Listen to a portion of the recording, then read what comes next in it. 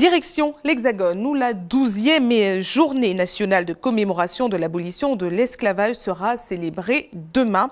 Une date symbolique à laquelle s'ajoutera cette année le 23 mai, qui a été choisi après des débats houleux au Parlement janvier dernier. L'occasion pour nous de vous proposer un reportage complet sur les différentes avancées obtenues en France pour commémorer la mémoire des esclaves. Voyez ce reportage de Solène Boissé.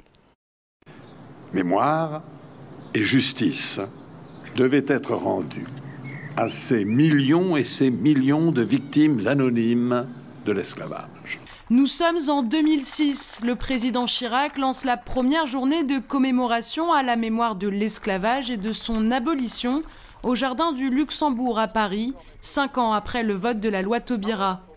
11 ans plus tard, une nouvelle date de commémoration vient d'être validée par le Parlement, celle du 23 mai. Nous avons fait le choix du 23 mai depuis 1998. C'est la date de la marche. Première manifestation, mais j'allais dire même mondiale, de cette ampleur, en l'honneur des victimes de l'esclavage. Et nous sommes arrivés, au bout de 20 ans, d'introduire nos aïeux dans la loi. Donc maintenant, il y a 2 dates inscrites dans la loi.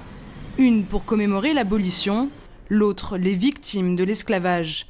Mais pour les spécialistes de la question, cette double reconnaissance pose problème. Là, on est en train de nous proposer d'opposer à la fois d'un côté les abolitionnistes et de l'autre les esclaves. C'est-à-dire qu'on est en train de faire une partition au sein de la nation française entre d'un côté les blancs, parce que les abolitionnistes ont été majoritairement blancs, et de l'autre de célébrer la mémoire des victimes de l'esclavage, majoritairement noirs.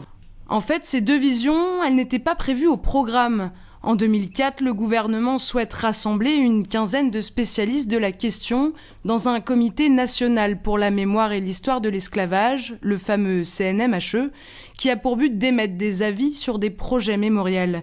Mais dès le début, le groupe est divisé. Le fait que finalement la France se mette un tout petit peu à considérer l'histoire de la traite et de l'esclavage a fait apparaître des tas d'autres questions.